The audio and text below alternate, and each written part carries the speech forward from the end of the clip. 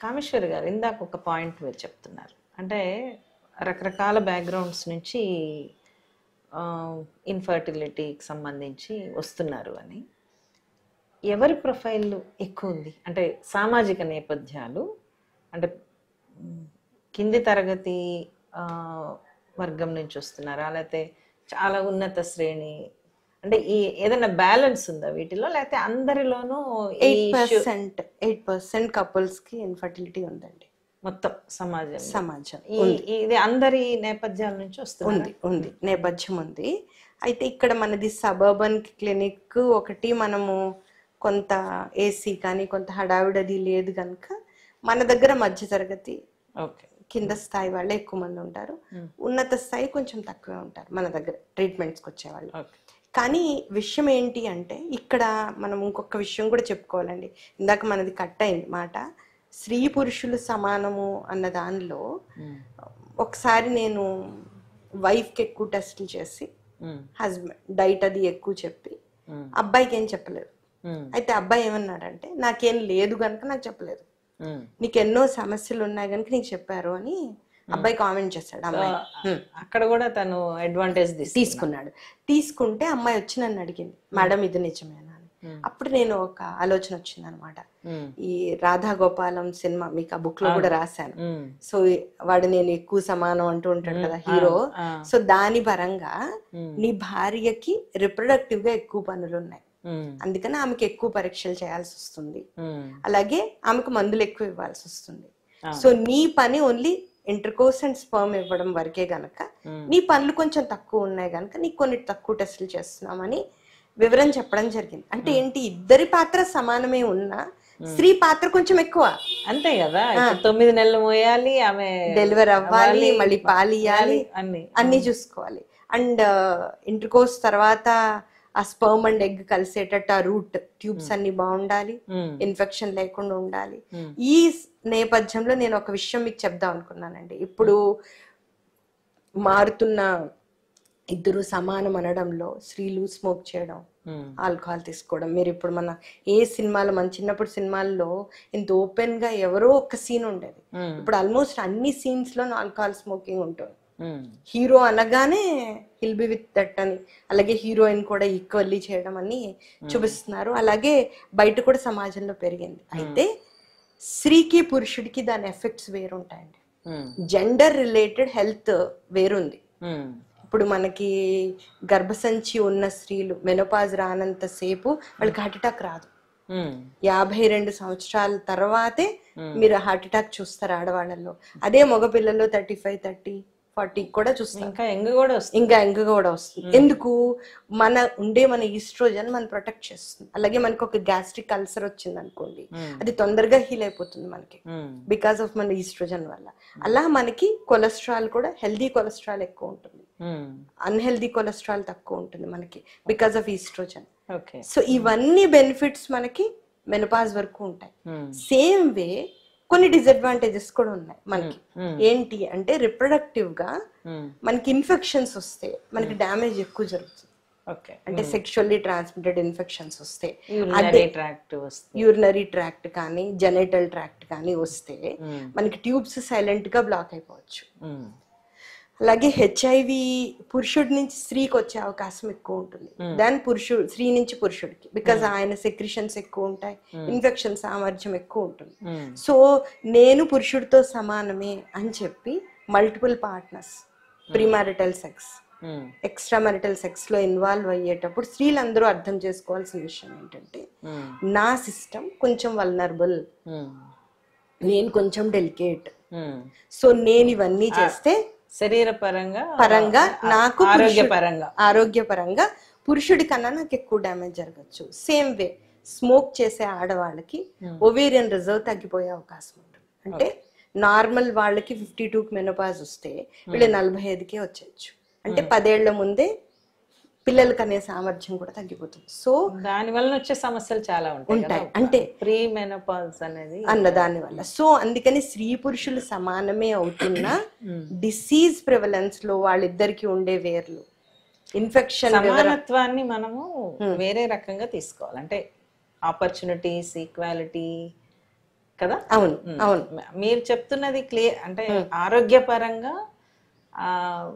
సామర్థ్యాలు వేరు అని చెప్పి వేరు వేరు వేరు అంటే ఎక్కువ తక్కువ కాదు, సామర్థ్యాలు వేరు. ఏదైనా హ్యాబిట్ ని నేను పురుషుడితో సమానమే అని మంచి సామర్థ్యాన్ని పెంచుకోవడానికి వాడుకోవాలి తప్ప పురుషుడితో కంపేర్ చేసుకుని నేను రీప్రొడక్టివ్ హెల్త్ మీద ఎఫెక్ట్ ఇచ్చేవి. సో అది కాదు సమానత్వం అంటే. సో సమానత్వం ఇప్పుడు జంతువుల పరంగా కూడా చూస్తే ఏ ఏ జంతువుకు పెట్టే ఆహారం వాళ్ళకి వేరు, అలాగే 3 ఏళ్ల బాబుకు పెట్టే ఆహారం వేరు, 10 ఏళ్ల పిల్లవాడికి పెట్టే ఆహారం వేరు. సేమ్ వే స్త్రీ పురుషులు ఇద్దరు సమానం అంటున్నా జెండర్ రిలేటెడ్ బోల్డ్ ఇన్ఈక్వాలిటీస్ ఉన్నాయి. అది జెండర్ అంటే సోషల్ ఆస్పెక్ట్ కాదు, హెల్త్ పరంగా, జన్యు పరంగా, ఫిజియలాజికల్ పరంగా, రిప్రొడక్షన్ పరంగా చాలా భేదాలు ఉన్నాయి. సో ఆ భేదాలకి, ఇన్ఫెక్షన్స్ కి, డిసీజెస్ కి కనెక్షన్. అది మనం అర్థం చేసుకుని ఆధునిక సమాజంలో నేను పురుషుడితో సమానమే, నేను ఫ్రీగా ఉంటాను అని అనే ముందు దాని రిపర్కషన్స్ ఏమిటి అన్నది యువత, ఆడపిల్లలు ముఖ్యంగా అర్థం చేసుకుని దీనివల్ల నాకు ఏమేమి డ్యామేజ్లు జరగచ్చు శరీరానికి, ట్యూబ్స్ బ్లాక్ అవ్వచ్చు, ఎక్టోపిక్ ప్రెగ్నెన్సీస్ రావచ్చు, ఇన్ఫెక్షన్స్ రావచ్చు, హెచ్పివి లాంటి హై రిస్క్ వైరసెస్ వచ్చినప్పుడు ఫ్యూచర్ క్యాన్సర్స్ రావచ్చు, ఏమి anal cancers, cervical cancers, oral cancers. So అంటే ఎస్టిడీస్ నుంచి ఇన్ని కనెక్షన్స్ ఉన్నప్పుడు నేను ఆధునికం, నేను చాలా ఓపెన్, నేను చాలా ఫ్రీ అనేటప్పుడు ఈ ఫ్రీనెస్ కున్న కాస్ట్ ఏంటి, ఈ స్వేచ్ఛకి ఉన్న రిపర్కషన్స్ ఏమిటి అన్నది ముఖ్యంగా అమ్మాయిలు అర్థం చేసుకోవాలి. ప్రీ మ్యారిటల్, మ్యారిటల్ అనే తేడా ఉందా? అంటే ప్రీ మ్యారిటల్ ఎందుకంటే సోషలాజికల్ ఇష్యూ. అంటే ప్రీ మ్యారిటల్ అన్నప్పుడు పరంగా చూస్తున్నాను, ప్రీ మ్యారిటల్ అన్నప్పుడు అది మ్యారేజ్ లో జరిగినంత సెక్యూర్డ్ గా జరగదు. ఆ సెక్యూర్డ్ గా జరగనప్పుడు దానికి ఇన్ఫెక్షన్స్ రిస్క్ ఎక్కువ ఉంటుంది. అది చెప్తున్నాం. ఇప్పుడు ఈ స్వేచ్ఛ లేదు, మ్యారేజ్ చేసుకున్న పార్ట్నర్ కి ఇన్ఫెక్షన్ ఉంటే కూడా అమ్మాయికి ఇన్ఫెక్షన్ వస్తుంది, అమ్మాయికి లేకపోయినా. సో ఇది 2 వైపుల నుంచి జరగచ్చు. కానీ మ్యారేజ్ ముందైనా మ్యారేజ్ తర్వాత అయినా హస్బెండ్ కి మల్టిపుల్ పార్ట్నర్స్ ఉన్నా, పార్ట్నర్ కి మల్టిపుల్ పార్ట్నర్స్ ఉన్నా, అమ్మాయికి మల్టిపుల్ పార్ట్నర్స్ ఉన్నా రిస్క్ అమ్మాయికే ఎక్కువ. అది ఇప్పుడు మీరు చిన్నప్పుడు చెప్పేవారు కదా, ఆకెళ్ళి ముళ్ళు మీద పడినా, ముళ్ళెళ్ళి ఆకు మీద పడినా ఆకుకే డ్యామేజ్ అని చెప్పి. ఆ రకంగా ఈ అమ్మాయికే ఎక్కువ రిస్క్. అది చెప్తున్నా. లాంగ్ టర్మ్ రిస్క్స్ పురుషుడికి కూడా ఉండొచ్చు, కానీ స్త్రీకే ఇన్ఫెక్షన్ రిలేటెడ్ రిస్క్ ఉంది. ఎందుకని దీంట్లో మీరు చెప్పే పాయింట్ ఒకటి ఏమిటంటే, ప్రీ మ్యారిటల్ అంటే నేను అట్లా అంటే ప్రీ మ్యారిటల్, ఆఫ్టర్ మ్యారిటల్ అని మీరు చెప్పిన పాయింట్ కరెక్ట్. ఏంటంటే రిస్క్ ఎక్కువ. అంటే ఒక మ్యారేజ్ లైఫ్ లో ఉండే అంటే సో కాల్డ్ సెక్యూరిటీ ఏదైనా ఓపెన్ గా చెప్పొచ్చు. అంటే ఇప్పుడు నాకు ఒక అబార్షన్ అయింది అని చెప్పి, లేకపోతే సీక్రెటివ్ గా చేసుకోవసరం లేదు, అవసరం లేదు, అంతవరకు. కానీ ఆరోగ్యపరంగా చూసినప్పుడు ఈ ఎక్కువ వాడుతున్నారా? ఇప్పుడు ఆ పిల్స్ ఉన్నాయండి, అబార్షన్ పిల్స్ ఉన్నాయి, అవి వాడుతున్నారు. దెన్ ఫ్రీక్వెంట్ గా అబార్షన్స్ కి వెళ్తున్నారు. అంటే అట్లా వాడి మీ దగ్గరకు వచ్చిన అంటే తర్వాత ఓపెన్ అవుతున్నారా? చెప్తారా మీకు? అంటే ఇంకా మరి అంత సీరియస్ గా ట్యూబ్స్ బ్లాక్ అయ్యాయంటే మోస్ట్లీ అదే ఉంటుంది. ఓకే. అండ్ ఎక్టోపిక్ ప్రెగ్నెన్సీ అన్నది life threatening complication for women. ఒక ప్రెగ్నెన్సీ నార్మల్ ప్రెగ్నెన్సీ లాగా కాదు. నార్మల్ ప్రెగ్నెన్సీలో పెయిన్స్ వచ్చి బ్లీడ్ అయితే తెలుస్తుంది మనకి, పొట్ట ఉంటుంది, బేబీ ఉంది, అందరికి కనిపిస్తుంది. ఈ అమ్మాయికి ఇక్కడ 1-2 మంత్సే 1 మంతే పీరియడ్ మిస్ అవుతుంది. పీరియడ్స్ ఇర్రెగ్యులర్ ఉన్న వాళ్ళకి పాప అది గుర్తుపెట్టుకోలేరు, నా పీరియడ్స్ రెగ్యులర్ కాదు అనేసుకుంటారు. దెన్ ఒక్కొక్కసారి పీరియడ్ వచ్చే రోజు కొంచెం స్పాట్ లాగా కనిపిస్తుంది, కొంచెం అబ్నార్మల్ గా ఉంటుంది అనమాట. దిస్ సడన్లీ కొలాప్స్ అయిపోతారు, లోపల రప్చర్ అయిపోయి. సో ఆ రిస్క్ ఎక్కువ. అంటే ప్రాణం చనిపోయేంత చూసుకోకపోతే విత్ ఇన్ అవర్స్ ఆమె చనిపోయే అవకాశం ఉంటుంది బికాస్ ఆఫ్ ప్రెగ్నెన్సీ.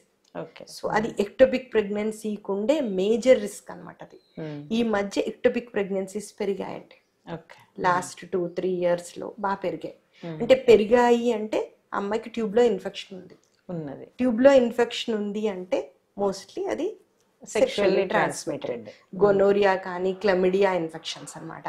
అవి ఏ పెయిన్ ని ఏమిని కాజ్ చేయవు, సైలెంట్ గా they damage the tube. Okay, అది రికవర్ చేయలేం, సర్జరీ ద్వారా కానీ దేని ద్వారా కానీ రిపేర్ చేయలేం. ఆఫ్రికా అంతా ఇదే ఇష్యూ అండి. ఆఫ్రికా అంతా హైయెస్ట్ నెంబర్ ఆఫ్ ఇన్ఫర్టిలిటీ ఎందుకు అంటే బికాస్ ఆఫ్ ఎస్టీడీస్. వాళ్ళు 2 ట్యూబ్స్ బ్లాక్ అయిపోయి ఉంటాయి, వాళ్ళకి ఐవీఎఫ్ సర్వీసెస్ అవైలబుల్ లేవు ఆఫ్రికాలో చాలా కంట్రీస్ లో. బట్ మనలాగే విపరీతమైన పురుష స్వామ్యం సమాజం ఏమి, దాని వాళ్ళకి పిల్లలు కాకపోతే భర్త వదిలేస్తాడు, అండ్ ఒక్కొక్క భర్తకి ఎంతో మంది భార్యలు ఉంటారు, అవన్నీ చాలా ఇష్యూస్ అనమాట అక్కడ. సో దాంట్లో హైయెస్ట్ నెంబరు 25% కూడా కొంతమందికి ట్యూబ్స్ బ్లాక్ అయి ఉంటాయి అక్కడ. సో మన దగ్గర కూడా ట్యూబల్ బ్లాక్ మేజర్ ఇష్యూ ఉంది. ఈ 2 ట్యూబ్స్ బ్లాక్ అయిన స్త్రీలకి ఐవీఎఫ్ తప్ప ఆన్సర్ లేదు. వేరే కారణాల చేత ఇన్ఫెక్షన్ వచ్చింది అనుకోండి, అంటే నీట్ గా లేని టాయిలెట్స్ కావచ్చు, లేకపోతే వేరే రకంగా వచ్చింది అనుకోండి, అంత ఇది సోషలాజికల్ గా దాని ఇంపాక్ట్ ఏముంటుంది అంటే genital infections, unsafe abortions, unsafe delivery, pads safe గా వాడకపోవడం వల్ల రావచ్చండి.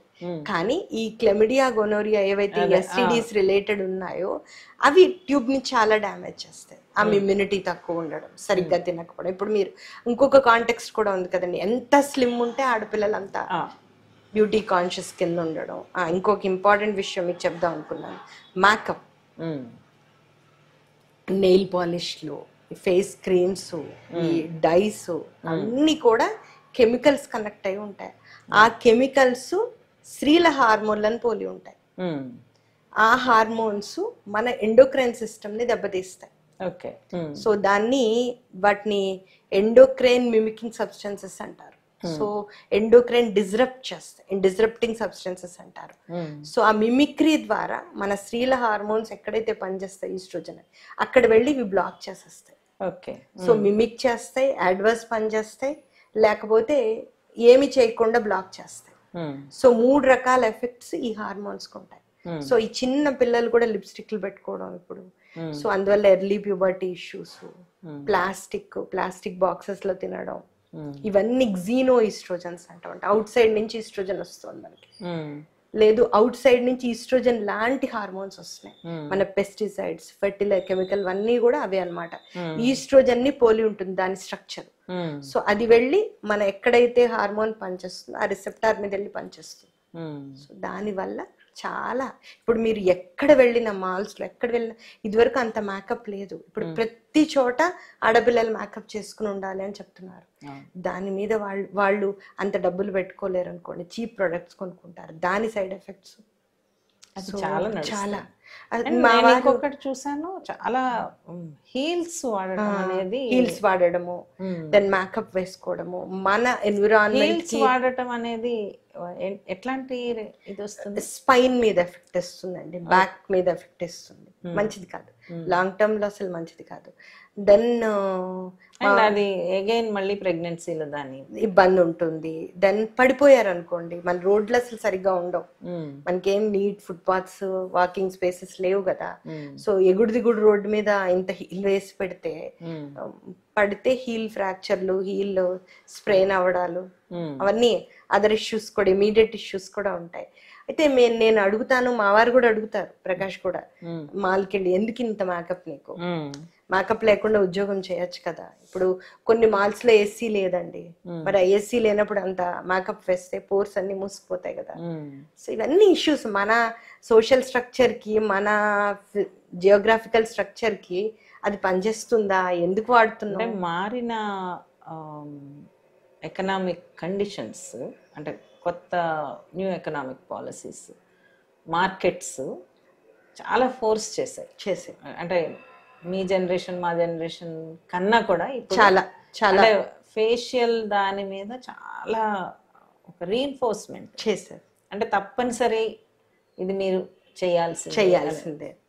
నేను అనుకోవడం, మా ప్రపంచ సుందరి పోటీల తర్వాత సుస్మితా సేన్, ఐశ్వర్య రాయ్కి ఇచ్చిన తర్వాత బాగా పెరిగినట్టున్నాయండి. ఈ మధ్య హైదరాబాద్ లో జరిగిన దాని మీద కూడా ఒక పోలీస్ ఆఫీసర్ అన్నారు, అంటే ఏదో మాటల మీద, అందరికి తెలిసిందే కదండి ఇది మొత్తం అంతా బిజినెస్ అని, అంటే ఆ కంపెనీలు అమ్ముకోవటానికి. అందరికీ తెలుసు అది ఏంటి అనేటటువంటిది, కానీ దాన్ని మళ్ళీ మళ్ళీ రీఇన్ఫోర్స్ చేస్తూ. అయితే మనం మళ్ళీ ఇన్ఫర్టిలిటీ దాంట్లోకి వస్తే, ఇన్ఫర్టిలిటీలో అంటే సాధారణంగా ముందు కొద్ది రోజులు ప్రయత్నం చేసి వస్తారు.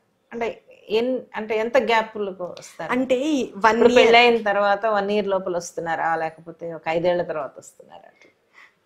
యాక్చువల్లీ ఐడియల్లీ ఇన్ఫర్టిలిటీ డెఫినిషన్ ఏడాది ప్రయత్నం చేసి రావాలండి. ఓకే. అయితే ఇక్కడ మన దగ్గర ఈ గ్రామాల నుంచి వచ్చే వాళ్ళు ఉంటారు, 2-3 ఆడపిల్లలు ఉంటారు, వెంటనే పెళ్ళిళ్ళు అవుతాయి. పెద్ద అమ్మాయి కాకుండా రెండో అమ్మాయికి అయిపోయింది. ఫర్ ఎగ్జాంపుల్ ఈ అమ్మాయికి పెళ్ళి 8 నెలలు అవుతుంది, ఆ అమ్మాయికి 3 నెలలకే వచ్చేసింది. మా చెల్లికి వచ్చింది కదా, ఈ అమ్మాయి ఏడాది నిండకుండా వచ్చే గ్రామీణ స్థాయి పిల్లలు ఎక్కువ మంది ఉన్నారు. ఏడాది నిండదు, వాళ్ళకి వెంటనే అయిపోవాలి, రేపే అయిపోవాలి, ట్రీట్మెంట్ చేస్తే అయిపోవాలి. వాళ్ళకి ఎంత అమాయకం అంటే దీనికి లిమిటేషన్స్ ఉన్నాయని వాళ్ళకి అర్థం అవ్వదు. వైద్యానికి ఇందాక మీకు నేను చెప్పినట్టు అది ట్రీటబుల్లా కాదా, ఇప్పుడు వాళ్ళకి అదే చెప్తాను, పుట్టిన పిల్లాడు నడవట్లేదు అనకూడదు. పుట్టిన పిల్లవాడు నిలబడడానికి 9 నెలలు పడుతుంది, నడవడానికి ఏడాది దాటుతుంది. అలాగే ఏడాది కలిసి ఉండాలి. ఏడాది కలిసి ఉన్న తర్వాత ఇంకా ఇక్కడ ఏమిటండి, హైదరాబాద్ లో ఉంటారు, చౌటుపాలు ఎక్కడో పుట్టిల్లు, అస్తమటు వెళ్ళిపోతూ ఉంటారు. సో వీళ్ళు ఎప్పుడు సరిగా కలిసి ఉంటారు? ఈ అమ్మాయికి ఎగ్ ఒకే రోజు విడుదలవుతుంది, ఆ ఎగ్ 1-2 రోజులే బతుకుంటుంది. సో ఆ ఒక్క రోజు నెలలో కలవకపోతే ప్రెగ్నెన్సీ ఛాన్స్ ఉండదు. సో అలా నెలలు గడిచిపోతుంటాయి కదా. సో వీళ్ళకు ఉండే పూజలు పునస్కారాలు, ఏవో నోములు ఏవో చెప్తారు, ఏవోవో ఉంటాయి. అవన్నిటితోనూ ఎప్పుడు గ్రామంలోనే ఉంటే, భర్త దగ్గర లేకపోతే ప్రయారిటీ వాటి మీద ఉంటుంది. అది ఒకటి. సో కలవకుండా టైం 1 year టైం ఇవ్వకుండా ప్రెగ్నెన్సీకి హడావిడి పడేవాళ్ళు. ఐడియల్లీ యూరోపియన్ కంట్రీస్ లో వాటిలో 30 సంవత్సరాలు దాటకుండా ఆడపిల్లలకి అలాంటి మందులు ఇవ్వరు, ఓవులేషన్ ఇండక్షన్ మెడిసిన్స్.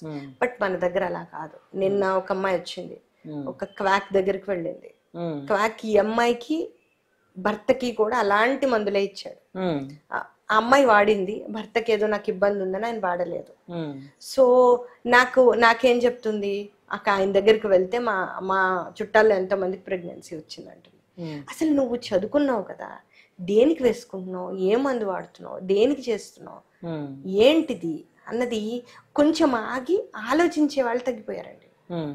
ఈ సమస్యకి మెయిన్ పరిష్కారం ఆగాలి, ఆలోచించాలి. ఇమోషన్స్, హడావిడి, వాళ్ళన్నారు వీళ్ళన్నారు, వాళ్ళకైంది వీళ్ళకైంది, వాళ్ళు కారుకున్నారు వీళ్ళు కారుకు, ఇదే కథ నడుస్తుంది తప్ప కంపారిజన్ పోటీతత్వమే తప్ప అసలు నా శరీరం ఏమిటి, నా మనస్సు ఏమిటి, నా భర్త ఏమిటి, మా కుటుంబ నేపథ్యం ఏమిటి, ఇప్పుడు అది లేదు. కుటుంబ నేపథ్యం అన్నారు కదా, అంటే మీరు ఇందాక ఒక పేషెంట్తో మాట్లాడుతున్నప్పుడు చూసాను, అంటే డయాబెటిక్ ఫాదర్ ఉంటే ఆమెకు కూడా వచ్చే అవకాశం ఉంది. అంటే ఇవి అర్థం చేసుకుని, అంటే వారసత్వము లేకపోతే కుటుంబ నేపథ్యము దీని మీద ఇంపాక్ట్ ఇస్తుంది అనేది అర్థం చేసుకునే అవకాశము ఉందా? అసలు అర్థం చేసుకుంటా, అంటే మనం చెప్పాలి, నిదానంగా చెప్పాలి, అండ్ క్లియర్ గా మెన్షన్ చేయాలి పేపర్, వాళ్ళకి ఇచ్చిన పేపర్లు అవసరమైతే రెడ్ స్టార్ పెట్టి చెప్పాలి. అయితే ఇప్పుడు మన హైదరాబాద్లోనే సెంటర్స్, IVF సెంటర్స్ రీసెంట్గా కూడా జరిగాయి. అంటే అంత వ్యాపారాత్మకంగా ఎట్లా అంటే ఇట్స్ మెడికల్ ఎథిక్స్కి చాలా అంటే ఇప్పుడు మీరు సినిమాలే ఇందాక మనం మాట్లాడుకున్నాం కదా, కొంచెము అశ్లీలంగా చూపించినప్పుడు సినిమా వాళ్ళు ఏమంటారండి, పేషెంట్ వాళ్ళు చూస్తున్నారు మేము చూపిస్తున్నాం, ప్రేక్షకులు ఏమంటారు వాళ్ళు చూపిస్తున్నారు కనుక మేము చూస్తున్నాం. సో ఇది ఇండివిజువల్ బ్లేమ్ గేమ్ లాగా నడుస్తున్నాం, అది కాదు. ఇప్పుడు ఫస్ట్ మనం ప్రజల వైపు నుంచే మనం ఆలోచించి ప్రజలే ఇది అర్థం చేసుకోవాలి. ఈ టెక్నాలజీ డ్రివెన్ సమాజంలో నా పాత్ర ఏమిటి, ఈ డ్రైవ్ కి నేనెంత పెంచుతున్నాను, హడావిడి నేనెంత చేస్తున్నాను, నేను కూడా దానికి ఎంత ఇది చేస్తున్నాను, నేను పాలు ఎంత పోస్తున్నాను అన్నది అర్థం చేసుకుని ఈ కాంటెక్స్ట్ ఏమిటి. ఎందుకని ఫర్టిలిటీ అన్నది ప్రకృతి ఇచ్చిన వరం, మనం తెచ్చుకున్నది కాదు, అది ప్రకృతి ఇచ్చింది. సేమ్ నేను వాళ్ళకి చెప్పడానికే ఇన్ని మొక్కలు వేసాను, సో మామిడి చెట్టు కాస్తోంది, చిమచింత చెట్టు కాస్తోంది, విత్ ఇన్ 3 years కాస్తోంది చిమచింత చెట్టు, చిన్న విసిరి కాస్తోంది. అయితే నాకు ఒక ఆయుర్వేదం డాక్టర్ గారు చెప్పారు, మారేడు కాయడానికి 15 ఏళ్ళు పడుతుంది. అంటే వృక్షాల్లో కానీ జంతువుల్లో కానీ, అలాగే ఏనుగు ఉంది, ప్రెగ్నెన్సీ 3 ఏళ్ళు దానికి, అదే కుక్కకి 3 నెలలు. సో జంతువుని బట్టి ఆహారపు అలవాట్లు, ప్రెగ్నెన్సీలు, పార్ట్నర్ అవైలబిలిటీ అన్ని మారిపోతున్నాయి. అదే ఎలకు ఉంది అనుకోండి, మీకు 98% దాని ప్రెగ్నెన్సీ సక్సెస్, కలిస్తే చాలు. అదే ర్యాబిట్ ఉంది అనుకోండి, అది ఉట్టినే ఓవ్యులేషన్ చేసి పెట్టుకోదు, పార్ట్నర్ ఉంటే కలిసి స్పర్మ్ ట్రాక్ట్ లోకి వస్తే అప్పుడు ఓవ్యులేషన్ చేస్తుంది, వేస్ట్ చేయదు. దాన్ని ఓవ్యులేషన్ చేసి పెట్టుకుంది అనుకోండి, పార్ట్నర్ లేదు, ఇంటర్కోర్స్ లేదనుకోండి, దానికి వేస్ట్ కదా. సో దాన్ని రిఫ్లెక్స్ ఓవ్యులేషన్ అంటారు. అంటే కలిసి పార్ట్నర్ ఉండి ఇంటర్కోర్స్ అయితే స్పర్మ్ దాని ట్రాక్ట్ లోకి వస్తే అప్పుడు దానికి ఎగ్ రిలీజ్ అయ్యి ప్రెగ్నెన్సీ వస్తుంది. సో అలాగా వెరీ ఇంట్రెస్టింగ్ ఫెర్టిలిటీ అన్నది. మన ఒక్కడమే కాదుగా. అండ్ ఈ వైద్యాలన్నీ లేనప్పుడు 10 మంది పిల్లల్ని కనలేదా మన వాళ్ళందరూ? మా అమ్మమ్మకి 7 మంది పిల్లలు, మా నాయనమ్మకి 6 మంది పిల్లలు. సో మా అమ్మ కజిన్సే 100 మంది ఉంటారు, మా తాతగారికి 11 మంది సిబ్లింగ్స్. సో వాళ్ళకి ఒక్కొక్కరికి 7-8 మంది పిల్లలు, మరి మా అమ్మకి 100 మంది కజిన్స్ ఉంటారు. సో అలాగా మరి అంత ఫర్టిలిటీ ఉంది. మీరు ప్రైడ్ అండ్ ప్రెజుడిస్ నవల్ చదివితే యూకే సమాజంలో ఎంతమంది పిల్లలు ఉన్నారండి?